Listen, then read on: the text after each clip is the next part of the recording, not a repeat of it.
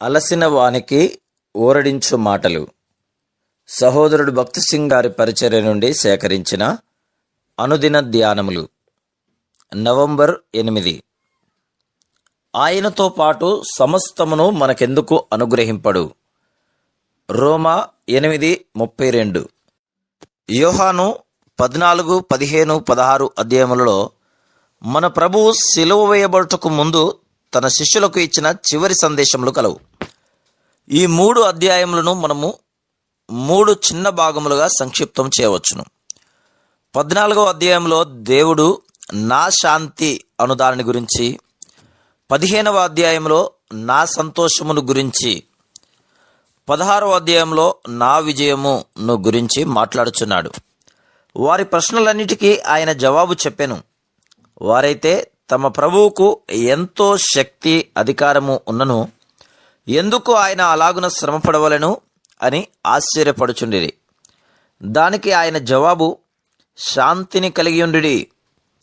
కొందరు చాలా సంవత్సరములు పోరాడుదురు, కానీ శాంతిని కనుగొనలేరు.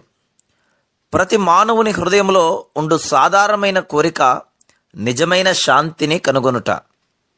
మన ప్రభువు నా శాంతిని మీకు అనుగ్రహించుచున్నాను అని చెప్పుచున్నాడు. మనుష్యుల హృదయములలో గల మరొక కోరిక ఏమనగా నిజమైన ఆనందమును కనుగొనుట. కొందరు నిజమైన ఆనందమును కనుగొనుటకు చాలా పద్ధతులను ప్రయోగించుదురు, కానీ పొందలేరు. మన ప్రభువు యోహాను సువార్త 15:11లో మీ యందు నా సంతోషము ఉండవలననియు మీ సంతోషం పరిపూర్ణము కావాలననియు ఈ సంగతులు మీతో చెప్పుచున్నాను అనెను. లోక సంబంధమైన ఏ విధానము ఈ సంతోషమును ఇవ్వలేదు. నీవేది సంపాదించినను, ఏది కలిగి ఉన్నను లేక చేసినను నీవు ఆనందమును కనుగొనలేవు. అయినను నేను శ్రమ పొంది మరణించబోచున్నాను, నా సంతోషము మీలో ఉండవలననియు మీ సంతోషం పరిపూర్ణము కావాలని ప్రభు చెప్పెను.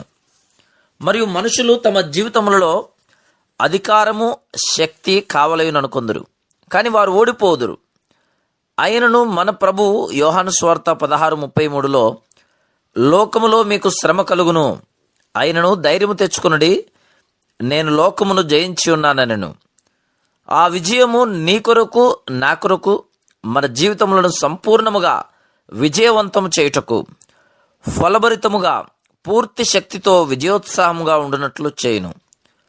మనం ఆయన శాంతిని, ఆనందమును, విజయమును పొందుటకు మన ప్రభువు మరణించి తిరిగి లేవవలసి వచ్చింది. కాబట్టి నిజ క్రైస్తవ జీవితమును శాంతి, సంతోషము, విజయము అను ఈ 3 సామాన్య పదములతో క్రోడీకరించి చెప్పవచ్చును. Praise the lord.